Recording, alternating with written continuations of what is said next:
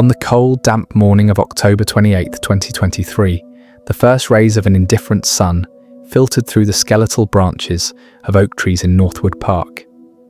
They illuminated a scene of quiet disarray. A single black sneaker, its laces still neatly tied, lay on its side in the wet grass, just feet from the main asphalt path. A few yards away, glinting with captured dew, was a smartphone, its screen shattered into a spiderweb of fractured glass. It was these two small ordinary objects that first drew the attention of a dog walker, and soon after, the focused gaze of Detective Isabella Rossi. She knelt, her knees protesting the cold ground, her eyes scanning the area with a methodical precision honed over 2 decades of seeing the worst of what people could do to one another.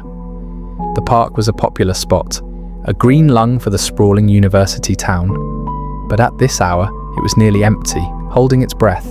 What they found here, or rather, what they did not find, would begin a story of calculated cruelty, a story that would unravel the illusion of safety in a digital world and expose the terrifying patience of a predator. The owner of the shoe and the phone was an 18-year-old girl. Her name was Amara Jenkins, and she was gone. Just 2 months earlier, in late August, Amara had been the very picture of hopeful beginnings. She stood in the doorway of her Spartan dorm room at Northwood University, a place she'd only ever seen in glossy brochures.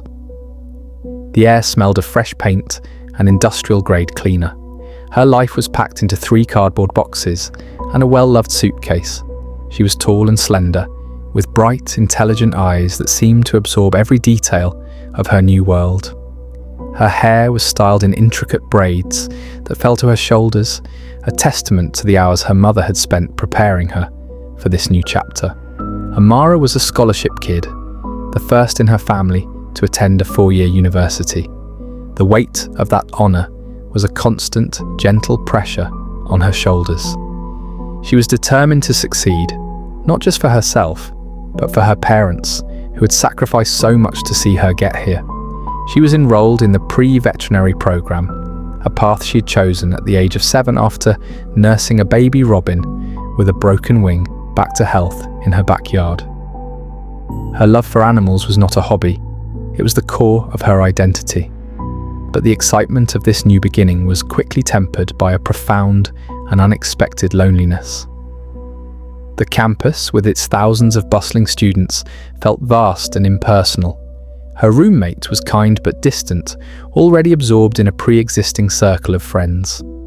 Amara ate most of her meals alone in the noisy cafeteria, her head buried in a textbook. She called her mother every night, her voice bright and confident, never betraying the ache of isolation that settled in her chest the moment she hung up. She needed a friend, not just a human one, but a companion, a living, breathing creature to care for, to talk to when the silence of her room became too loud. She dreamed of a dog. More specifically, she dreamed of a Corgi. She had become obsessed with their stubby legs, their foxy faces, and their famously expressive personalities. She spent hours scrolling through videos and pictures online, a small sad smile on her face. A dog was an anchor, she thought. It would force her to go on walks, to meet people in the park. It would be a piece of home in this strange new place. Of course, a puppy was an impossibility. The dorm strictly forbade pets, and the cost of a purebred Corgi, let alone its upkeep, was far beyond her meagre budget. It was a fantasy, a comforting daydream she indulged in during lonely nights. It was a vulnerability she did not even recognize she had. A deep, exploitable yearning for connection. What she didn't know was that in the shadowy corners of the internet where she nurtured her fantasy, someone was watching and waiting. The encounter that changed everything happened not in a sunlit park or a bustling coffee shop, but in the sterile blue and white glow of a social media page. It was a group called Corgi Lovers of the Eastern Seaboard, a forum where owners shared photos and advice. In mid-September, a new post appeared. It was different from the usual proud displays of perfectly groomed show dogs or clumsy puppy videos. This one was tinged with sadness. The post was from a man named Julian Croft. His profile picture showed a handsome, kind-faced man in his late 30s with sandy blonde hair and soft blue eyes. In the photo, a cheerful Corgi was licking his chin. The post itself was long and heartfelt. He explained that his wife, an avid Corgi breeder, had passed away unexpectedly a month prior. He was now left to care for her final litter of 4 beautiful puppies. He wrote that his job required frequent travel, and with a heavy heart, he had realized he couldn't give them the homes they deserved. He wasn't selling them, he stressed. The money was irrelevant. His only goal was to honor his late wife's memory by finding the most loving, dedicated, and perfect forever homes for her babies. He included several photos, 4 impossibly fluffy puppies tumbled over each other in a patch of green grass. They were perfect. One of them, a little female, with a perfect white blaze on her face and one ear that flopped down, seemed to look right at the camera. Amara's heart clenched. This was the moment. The calculated chance encounter. Julian Croft's post was a masterfully crafted lure, a perfect blend of tragedy, responsibility, and opportunity. It was designed to bypass the logical filters of its readers and appeal directly to their emotions. It screamed, "I am not a threat.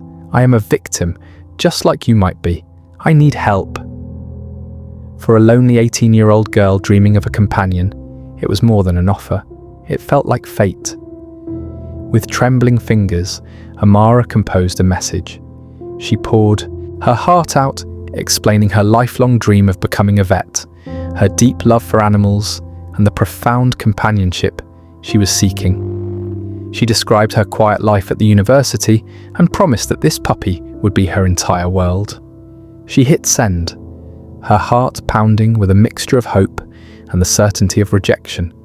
She was just a college student. Why would he choose her? To her astonishment, he replied within the hour. His message was warm, empathetic, and full of praise. He said her message was the most sincere one he had received. He explained that his late wife, Sarah, had also been a young student when she got her first dog, and that she always believed that the love of an animal could be a powerful guide through difficult times. He wrote that he saw the same spirit in Amara. This was the beginning of the grooming process, a systematic campaign to build trust and create a deep emotional dependency. Julian Croft, or the man calling himself that, was a patient and methodical artist of manipulation. He never rushed, he never made demands, he simply listened and validated. They began messaging every day. He asked about her classes, her professors, her dreams. He positioned himself as a mentor, offering advice on her pre-vet coursework, suggesting articles to read, and sharing fabricated stories about his wife's own journey. He made Amara feel seen. He made her feel special. She chose the puppy with the floppy ear. In her mind, she had already named her Biscuit. Julian embraced this immediately.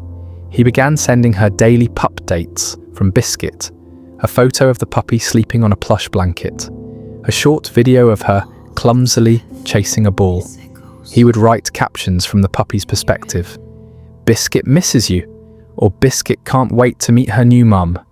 Each message was a carefully laid brick in the wall he was building around her.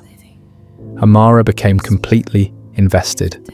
She showed the pictures to her roommate, Chloe, her voice giddy with excitement. Biscuit was real. This incredible, wonderful thing was actually happening. She was getting the dog of her dreams, from a kind, grieving man who had chosen her above all others. Chloe, a pragmatic and slightly cynical New Yorker, was skeptical. She asked Amara if she had ever video chatted with him. Amara admitted she hadn't. Julian had an excuse for that. His laptop camera was broken, and he hated the tiny screen on his phone. He was, he claimed, a bit old-fashioned. He preferred typing, where he could choose his words carefully. A red flag, Chloe pointed out, but one Amara easily dismissed. His beautiful, thoughtful messages were proof enough of his character. Chloe asked if she'd gotten his address to see the puppies herself. Amara explained that Julian was very private. He was still grieving and wasn't comfortable with people coming to his home, which he said was a few hours away in a rural area.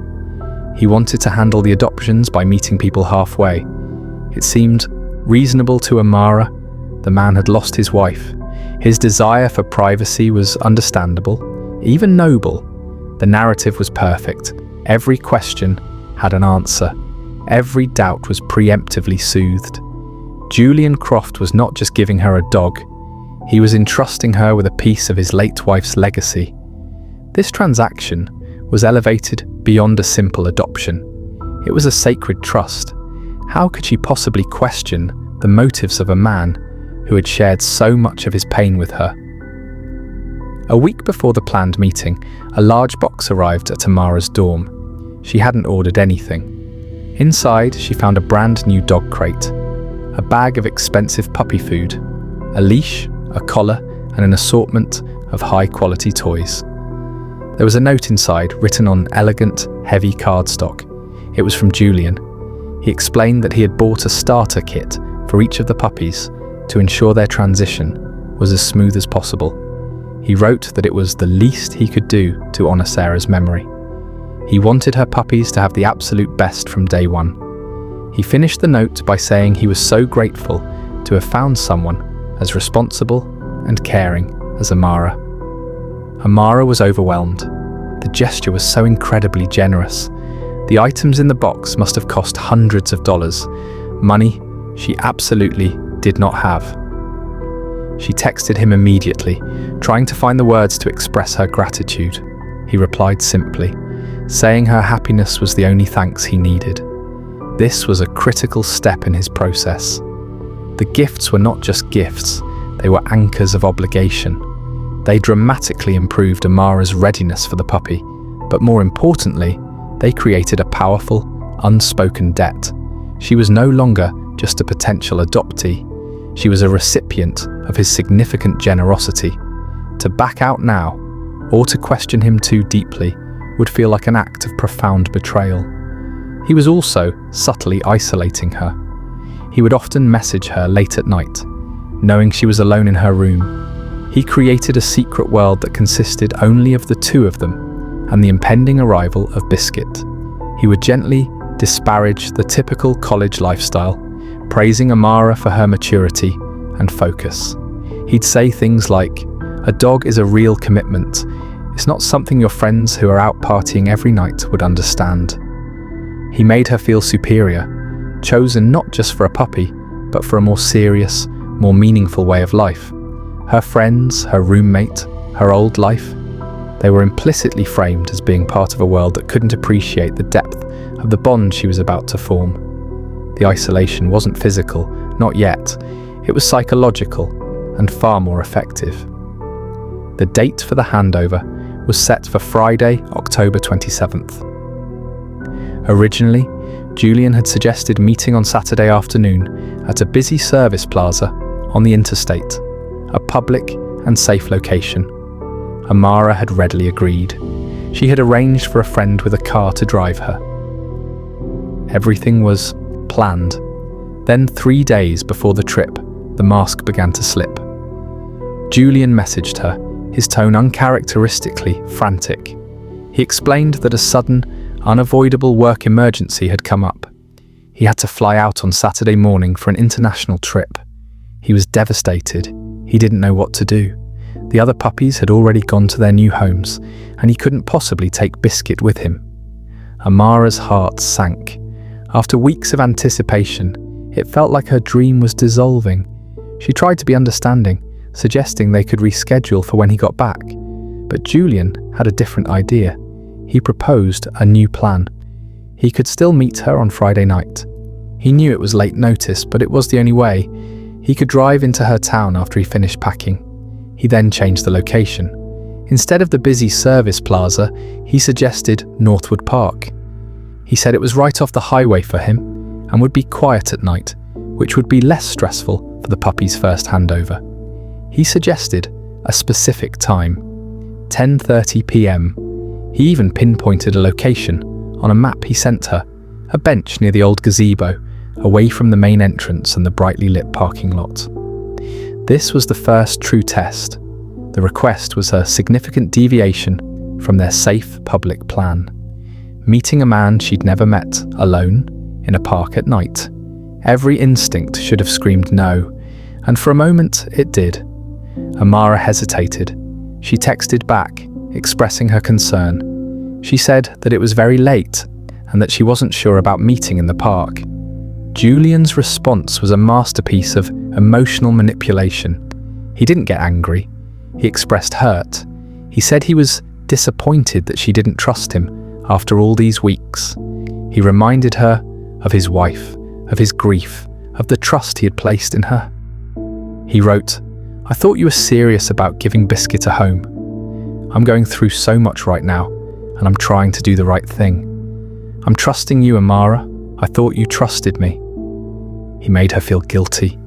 He made her feel cruel for questioning him in his time of need. He had been nothing but kind and generous.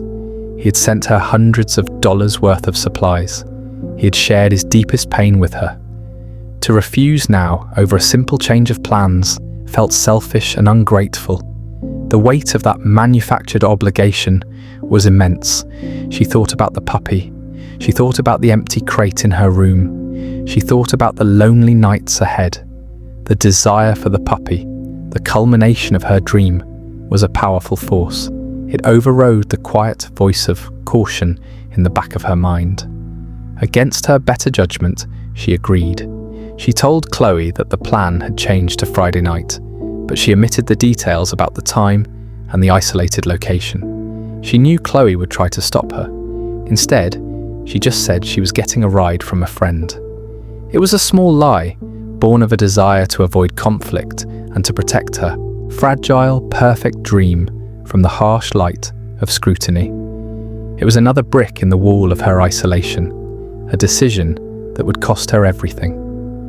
Friday night arrived with a cold, persistent drizzle. The air was thick with the smell of wet earth and decaying leaves. Amara dressed warmly, her stomach a knot of nervous excitement. She walked the half-mile from her dorm to Northwood Park, the path slick and reflecting the jaundiced glow of the streetlights. The park, usually so full of life, was deserted and eerie. The rhythmic dripping of water from the trees was the only sound. She found the bench near the gazebo just as he had described. It was set back from the main path, under the shadow of a massive dark oak tree. She checked her phone. 10:28 p.m. She pulled her jacket tighter around herself, the damp cold seeping into her bones. Was this a mistake? The question echoed in the sudden oppressive silence of the park. Then she saw him. A figure emerged from the darkness at the edge of the parking lot, walking towards her. He was carrying a small pet carrier. As he drew closer, she saw that he matched his profile picture. Sandy hair, a kind face, a reassuringly normal build. He was wearing a simple jacket and jeans. He smiled warmly as he approached.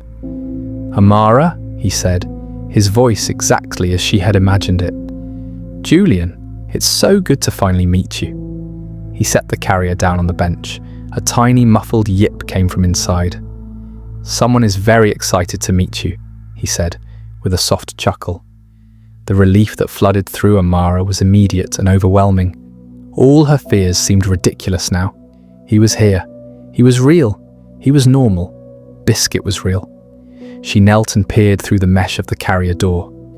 Inside, a tiny, fluffy Corgi puppy stared back at her, its head cocked, one ear flopping down, exactly like in the pictures. It was perfect. "She's beautiful," Amara whispered, her voice thick with emotion. "She is," Julian agreed, his gaze fixed on Amara, not the puppy. "I knew you were the right choice. Sarah would have loved you." They made small talk for a few minutes. He asked about her walkover. She thanked him again for the gifts, for his trust. He was charming and articulate. He seemed completely at ease. The scene was almost idyllic, a dream realized under the dim park lights. Amara was so caught up in the moment, so focused on the puppy, that she barely noticed the faint vibration of her phone in her pocket. She finally pulled it out, thinking it was probably Chloe wondering where she was. but it wasn't. It was a text message from a number she didn't recognize. The message contained no words, only a forwarded image. It was a screenshot of a community alert from a local neighborhood watch group. Her brow furrowed in confusion as she read the text on the image. Alert, stolen puppy. A female Pembroke Welsh Corgi puppy was stolen this afternoon from a breeder in Millfield. The puppy is 10 weeks old, tricolour, with a distinctive white blaze and a left ear that has not yet stood up. The family, especially their children, are heartbroken. Please contact the Millfield Sheriff's Department with any information. Below the text was a photograph. It wasn't of Julian. It was of a smiling family, a man, a woman, and 2 small children, holding the exact same puppy that was now sitting in the carrier beside her. The same white blaze, the same floppy left ear. Time seemed to slow down. The gentle drizzle, the distant hum of traffic, the soft whimpering from the carrier, it all faded into a roaring in her ears. Amara looked from the picture on her phone to the puppy, and then up to the kind, smiling face of Julian Croft. The realization hit her not like a wave, but like a shard of ice piercing her chest. This wasn't his puppy. His late wife, the tragic story, the generous gifts. It was all a lie, a meticulously constructed, monstrous lie. He wasn't a grieving widower. He was a thief. He had stolen this puppy from that family, from those little children in the photograph, and he had brought it here to her. Why? Why go to all this trouble?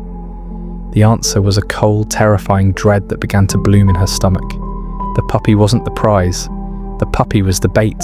She was the prize. Her breath caught in her throat. Her mind, which had been clouded with joyful anticipation just moments before, was now terrifyingly clear. She was alone in the dark, in a deserted park, with a man who was a criminal, a man who had lied about everything, a man whose true intentions were a horrifying, unknown blank. She had to get away. Now, her survival instinct took over. She couldn't let him see the terror on her face. She couldn't let him know that she knew. She forced a shaky smile, her lips feeling numb and disconnected from her brain. She shoved the phone back into her pocket. "Oh, you know what?" she said, her voice a high, thin imitation of her own. "I'm so stupid. I think I left my wallet in my dorm. I need it for the registration papers you mentioned." It was a clumsy, desperate lie. She stood up, her legs feeling like jelly. "I'll be right back. I'll just run back and get it." She started to back away from the bench, away from him, towards the distant, beckoning lights of the main path. Julian's smile didn't falter, but something in his eyes changed. The warmth vanished, replaced by a flat, cold appraisal. He had seen the shift. He had seen the flicker of horror in her eyes before she had hidden it. He knew she knew. "Don't worry about that now," he said, his voice losing its gentle, melodic quality. It was harder now, devoid of all emotion. He took a step towards her. "We can sort that out later." "No, it's okay. I'll be really fast," Amara insisted, taking another step back. Her heart was hammering against her ribs like a trapped bird. The path seemed 1,000 miles away. He took another step, closing the distance between them. The charming persona of Julian Croft dissolved completely, melting away to reveal the cold, predatory thing that lay beneath. The puppy in the carrier, the entire reason for this charade, was forgotten. "I don't think so," he said. His voice was a low growl. "Where do you think you're going?" In one swift, brutal motion, he lunged forward. His hand shot out and clamped around her upper arm like a vice. His grip was impossibly strong. A scream died in Amara's throat, choked off by pure terror. She twisted, trying to pull away, but it was useless. He was an anchor of solid muscle. "Let go of me," she gasped, her voice barely a whisper. He didn't answer. With his other hand, he grabbed her by the hair. He yanked her off balance, pulling her away from the path, away from the light. He began to drag her towards the deep, impenetrable blackness of the trees behind the gazebo. The world became a chaotic blur of pain and fear. The wet leaves and sharp twigs of the undergrowth scratched at her face and arms. her feet scrambled for purchase on the slick, muddy ground. She fought. She kicked and twisted and clawed at the hand on her arm, but her struggles were feeble against his raw strength. He was silent, his breath coming in steady, calm puffs, as if he were merely carrying a sack of groceries. This horrifying efficiency, this lack of anger or passion, was the most terrifying thing of all. This was just a job to him. Amara's mind screamed. She thought of her mother. She thought of her scholarship. She thought of the stupid, impossible dream of a puppy that had led her into this nightmare.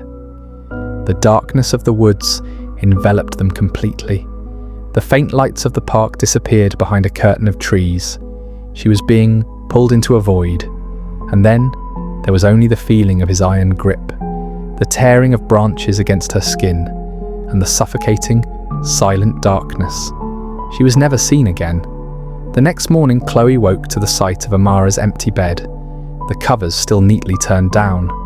It was unusual. Amara was an early riser. By 10 a.m., after a dozen unanswered calls and texts, a knot of worry tightened in Chloe's stomach. By noon, that worry had turned to panic. She called campus security, who in turn called the city police. Detective Isabella Rossi was assigned the case. At first, it was treated as a potential runaway, a young student overwhelmed by the pressures of a new life. It was a common story, but Rossi was unconvinced. She spoke to Amara's parents, who were already driving towards the university, their voices strained with terror. They described their daughter as responsible, dedicated, and incapable of disappearing without a word. Rossi interviewed Chloe, who tearfully recounted the story of the Corgi guy, Julian Croft. She showed the detective the pictures Amara had so excitedly shared, the screenshots of the puppy, the praise for the kind, grieving widower. Rossi felt a cold chill run down her spine. The story was too perfect.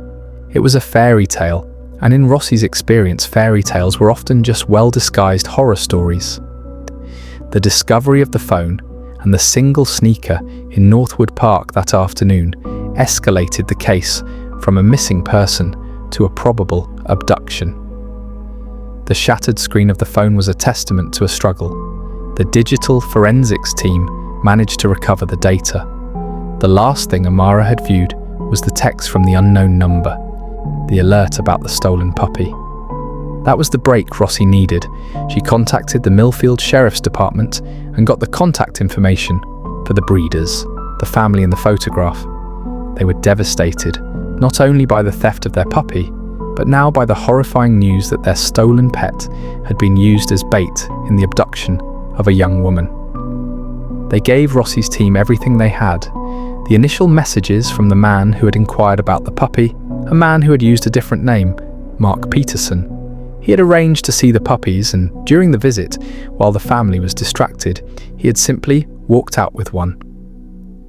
The cybercrime unit began its work, a painstaking process of untangling a web of digital lies.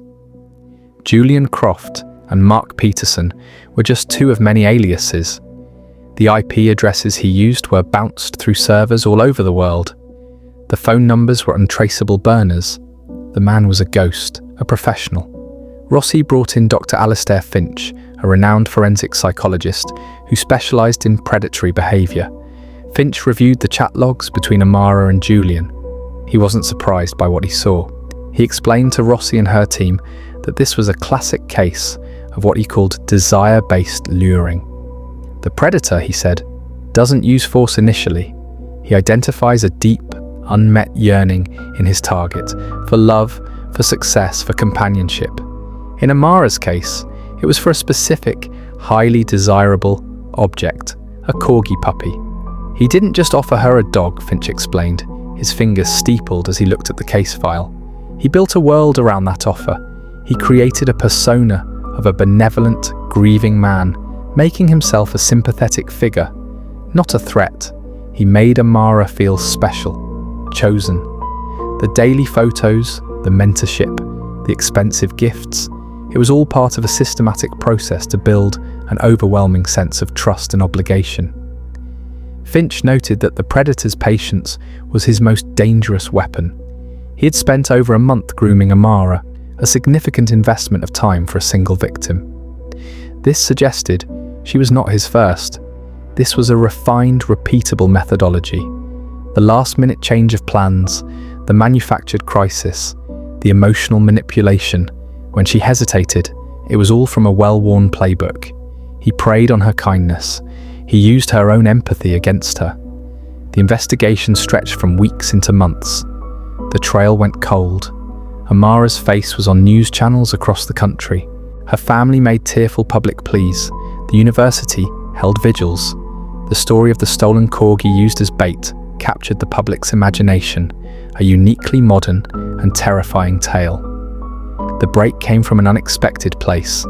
3 months after Amara's disappearance, a sanitation worker in a city 300 miles away found a pet carrier abandoned in a dumpster behind a budget motel. Inside, shivering but alive, was a Corgi puppy. It was Biscuit. A microchip confirmed her identity. Detective Rossi's team descended on the motel. Security footage showed a man matching Julian Croft's description, checking out of a room on the morning of October 28th, the day after Amara vanished. He had checked in late the previous night, alone. He paid in cash, but he had made a mistake. To use the motel's Wi-Fi, he had to enter an email address. He had used a throwaway account, but he had used that same account once before, months earlier, to briefly log into a social media profile under his real name. His real name was Thomas Shaw. He was not a grieving widower or a successful businessman. He was a 42-year-old former long-haul truck driver with a sealed juvenile record and 2 prior arrests for assault. He had no fixed address and no family to speak of. He was a phantom who moved through the forgotten highways and transient motels of the country.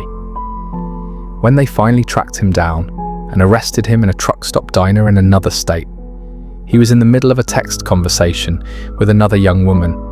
He was telling her about his late wife and a litter of golden retriever puppies that needed a good home. He was starting the cycle all over again.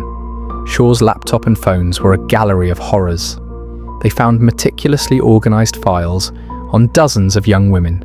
Each file contained their social media profiles, detailed notes on their vulnerabilities, their dreams, and the specific lure he was using for them. A modeling contract, a scholarship, a puppy. Amara's file was there. So were the files of at least 3 other women who were also listed as missing persons in different states, all vanished without a trace over the past 2 years. Under interrogation, Thomas Shaw was silent. He showed no remorse, no emotion. He simply stared at Detective Rossi with the same flat, cold eyes Amara had seen in her final moments. He never confessed to what he had done with the women.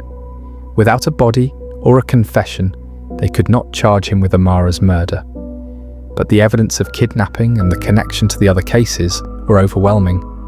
He was part of a larger, shadowy network of human traffickers, a scout who specialized in acquiring victims through sophisticated psychological manipulation rather than brute force. Thomas Shaw was sentenced to multiple, consecutive life sentences for kidnapping and human trafficking. He would never be free again. The stolen Corgi puppy was returned to her family, a small point of light in an immense darkness. But for Amara Jenkins, there was no resolution. Her body was never found. Her parents were left with a wound that would never heal, an empty space at their dinner table, and the ghost of a brilliant future that had been stolen from them. Her story became a tragic footnote in the annals of crime, a cautionary tale whispered in dorm rooms and shared in worried posts by parents online. The case of Amara Jenkins served as a stark, brutal reminder that the greatest dangers do not always announce themselves with violence. They can come disguised as kindness. They can present themselves as the answer to our deepest prayers. They can find us in our loneliest moments and offer us the one thing we want most in the world. The case highlighted a chilling truth about modern predation, that a monster's most effective weapon is not a knife or a gun, but a well-crafted story, and that the path to a nightmare can be paved with the promise of a dream. Amara was not foolish, and she was not naive. She was hopeful, and she was trusting. And in a world where predators have learned to weaponize hope itself, her trust became her downfall.